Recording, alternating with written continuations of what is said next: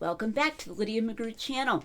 Today I'm going to start a new series on a claimed phenomenon in the Synoptic Gospels, Matthew, Mark, and Luke, known as editorial fatigue. And as you can see from the title, this is not a phenomenon that I endorse. In fact, I think the arguments for it are really bad. There are maybe only one or two cases where it doesn't amount to factual change, where anything in the neighborhood or the zone of editorial fatigue is something that I think might be taking place. But in general, I say editorial fatigue? Probably not. Today's going to be the introductory session on that, where I'll lay out why I'm addressing this, what it is, how it relates to the synoptic problem. And then I'll start in with specific instances where this is claimed next time. So first of all, why am I launching into this series, besides that it's new content that I've never done before? Well, someone drew to my attention that a skeptic critic out there was criticizing my work in The Mirror or the Mask on the grounds that when I discuss editorial fatigue, I use an example that is spelled out by evangelical scholar Michael Licona. It's spelled out partly in a footnote in Why Are There Differences in the Gospels and partly in a lecture that he gave, rather than citing the prominent non-evangelical scholar Mark Goodacre, with whom the concept of editorial fatigue is most associated. So the claim was that this was somehow unprofessional, or that I was hesitating to encounter the best arguments for that phenomenon, hesitating to encounter the big guns of Mark Goodacre, and being sort of, ignorant and unprofessional, and therefore not qualified to discuss these matters. So, of course, I have no objection whatsoever to disagreeing with Mark Goodacre. The reason that I addressed the particular example that I did in The Mirror or the Mask was twofold. First, one of my themes in The Mirror or the Mask and The Eye of the Beholder is that arguments for factual change, that the gospel authors engaged in factual change, are weak even when those arguments have persuaded evangelical labeled scholars. Because there's a tendency to kind of skate along up here at the meta level and to think, if that argument, for what seems like a sort of quote-unquote liberal conclusion that the gospel authors changed to fact, has convinced an evangelical labeled scholar, it must be a good argument. And I've shown time and time again that that's not true. The evangelical labeled scholars who embrace factual change by the gospel authors are doing it on the basis of the same poor arguments that are convincing the non-evangelical scholars. And we can just look at the argument, we can see that. We don't need to skate along on the top here and say, if even an evangelical says this, then who am I to differ, or anything like that. So that was one reason. Another was that specific example, which I may not even get to in this series, concerning Jesus talking about offending one of these little ones, turned on the distinction between achronological narration and dyschronological narration, which is a big theme in my work.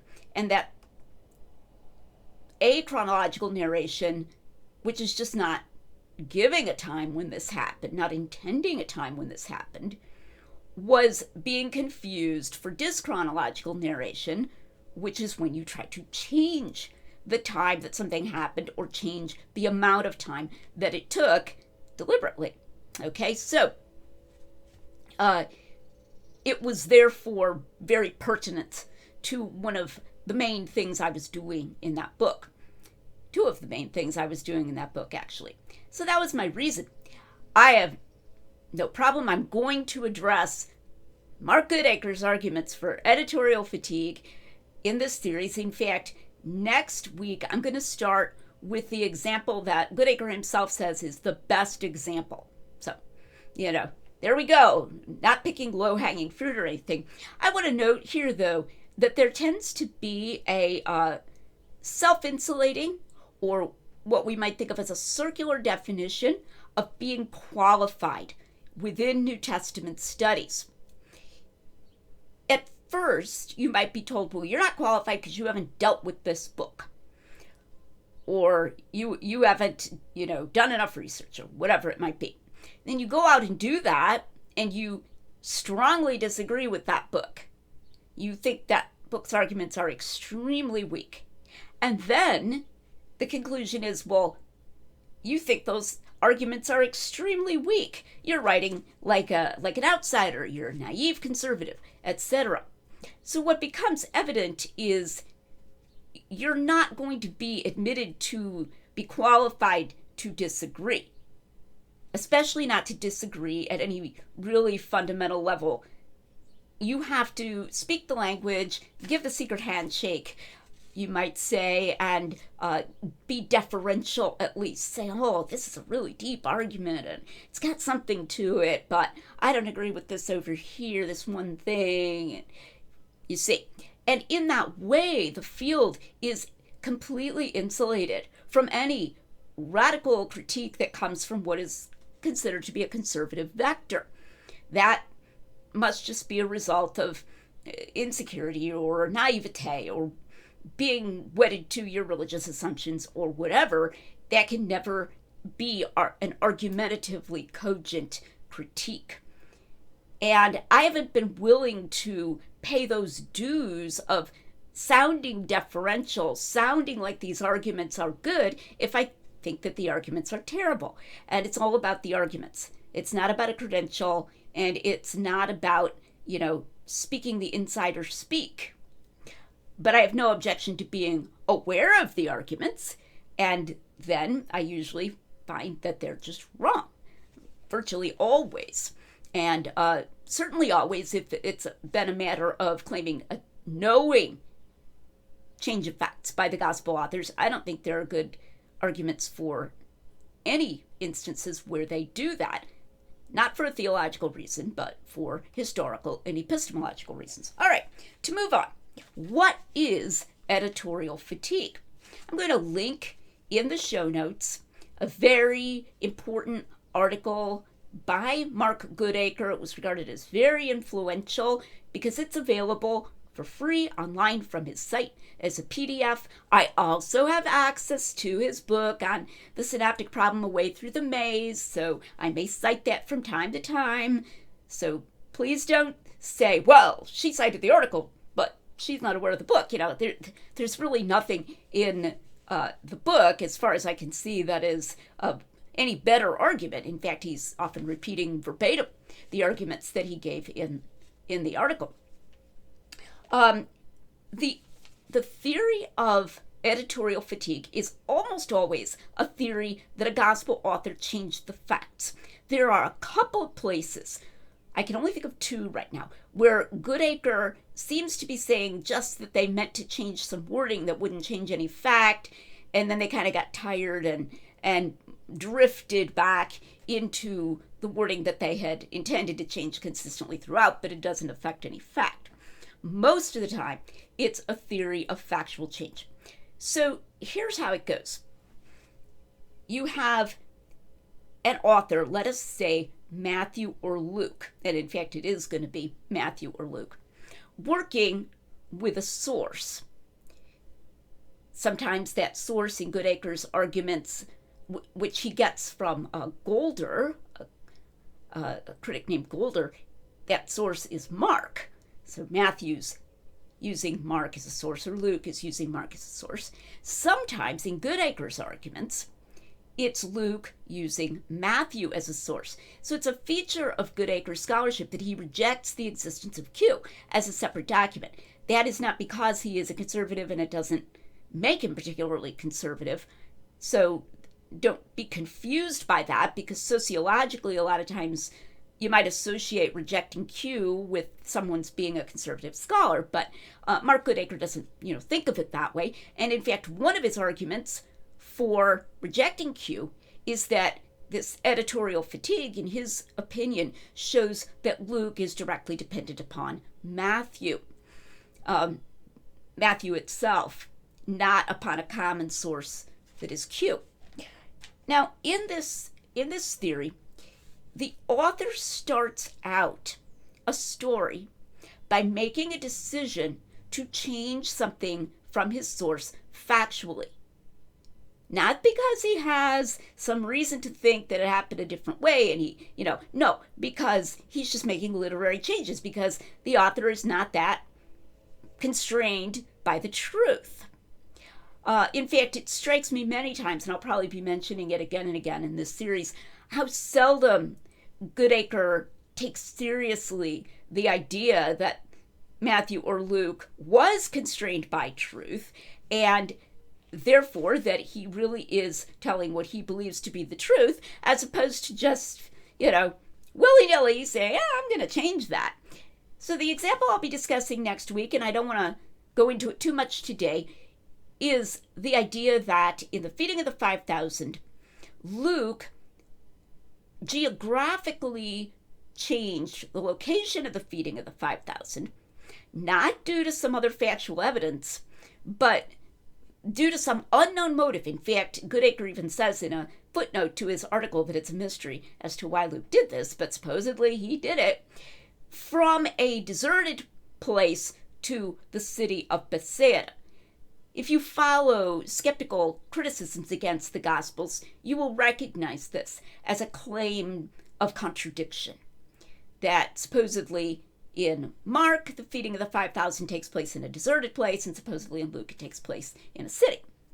So the idea is Luke made this decision. He was going to change this just because, but then he forgot, and that's where the fatigue term comes in, that the author forgets that he meant to make this factual change to the story, and later on makes Goodacre in one place uses the term fatal error or fatal mistake of just kind of passively, in what you might call a zombie-like fashion, copying his source, where the source gives a hint or even an overt reference to the situation that the copier, the derivative author, was intending to change. The idea being, Luke intended to change this from a deserted place to the city of Bethsaida, then he forgot that he was doing that, and just a few verses later, it's not even that much later, and drifted into copying the references to a deserted place from Mark, okay? And then this is like a smoking gun or a fingerprint. Goodacre likes that detective metaphor that the author has been using this other source because the author grew fatigued and allowed these indications to come back in of something that he originally intended to change. It should be evident right up front this is a very complicated theory. Interestingly, Goodacre uses the phrase docile reproduction, that it's a theory of docile reproduction. But actually, it's only partly a theory of docile reproduction. It's a theory of anything but docile intended change at the beginning. Very deliberate. Hey, I'm going to have this happen somewhere else, or I'm going to change Herod's motive, or I'm going to change the time in Jesus' ministry when this happened, etc. I'm going to make up a whole new parable that Jesus never told and try to make it look different from the parable that my source has. And so it's very deliberate, very undocile. But then just a short time later, the author grows fatigued, and he just docilely reproduces his source in a way that hints that it is his source, that gives it away that was his source. It's amusing that sometimes it's literally the next verse or two verses later where Goodacre will say that the author, left out some word or changed some word, and then in the very next verse, due to fatigue, he brought that concept back in. I mean, that's some pretty quick fatigue setting in there. sometimes it's more verses, sometimes it's later in the same narrative, but usually not a very long way where the author forgets what he was trying to do with the story. All right, that's the theory. There is a persistent failure within New Testament scholarship to recognize the burden of proof. That when you have something this complex, author is actively trying to change his source and does actively change his source factually, and then shortly thereafter forgets that that's what he was trying to do and just copies something instead of saying, oops, I don't want that to be in there because I changed it. Very complicated. That you have a strong burden of proof. And you also have a burden of proof that the authors were this prone to think it was fine to change the facts. Now, Goodacre intends this to be evidence of this. And one of the things that you'll really find scholars, there's a footnote in Dale Allison where he does this sort of sneering at outsiders or conservatives or fundamentalists, is a failure to recognize all the supposedly massive evidence that the synoptic authors changed the facts in the service of a literary or theological agenda. So this is supposed to be some of that, strong evidence.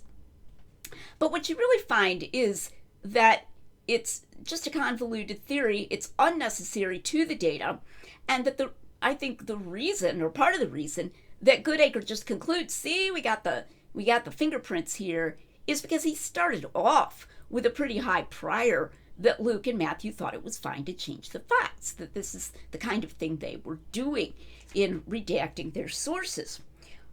So I think we need to question that. We need to look at some of the evidence that they did not look at it that way, okay? And then ask whether this evidence is really strong. Notice, as I've already said, that Goodacre says that he doesn't even know why Luke changed, in his opinion, the location of the feeding of the 5,000 to Bethsaida. So the claim that this is in the service of a theological or literary agenda is without any support in this case, because there's not even a good conjecture about why he wanted to do this. I'm not saying Goodacre says there is such an agenda, but that is the overarching claim that you will see from mainline critics, that in the redactions that the synoptic authors make of their sources, we see these agendas. But sometimes there isn't even an agenda that they can allege. Sometimes the agenda is highly, highly conjectural, as I've discussed in other videos. Okay, how does this relate to the synoptic problem? So I'm going to give a brief rundown of that. Good accepts Mark in priority, but rejects Q. So this means that he accepts that Matthew and Luke used Mark, but he doesn't think that Matthew and Luke used a different source that we don't have that scholars call Q. He thinks that Luke was based directly on Matthew. So it's just a different version. It's not a majority view among mainstream scholars on the relation of the synoptics, the literary relation of the synoptics, but it's not completely unknown prior to Goodacre either. So it's important to realize that when we're critiquing these arguments, we really want to dive down into it. We don't want to say, oh, he rejects Q, and he does that. He seems to be doing a close reading, and there seems to be some dependence of Luke and Matthew on Mark, and okay, Luke on Matthew. Okay, that's all, consistent with a conservative position, so I'm a conservative, so I'm not going to disagree with this. You have to really get into the specifics. What's the claim that's being made? And is it well supported? And I'll be arguing that these claims, which, as I say, are almost always claims of actual factual change, are not well supported. Next week, the feeding of the 5,000 and the alleged editorial fatigue on the part of Luke in the feeding of the 5,000. So come back. I hope you'll be interested in that. And in coming to the Lydia McGrew channel, where we're making common sense rigorous.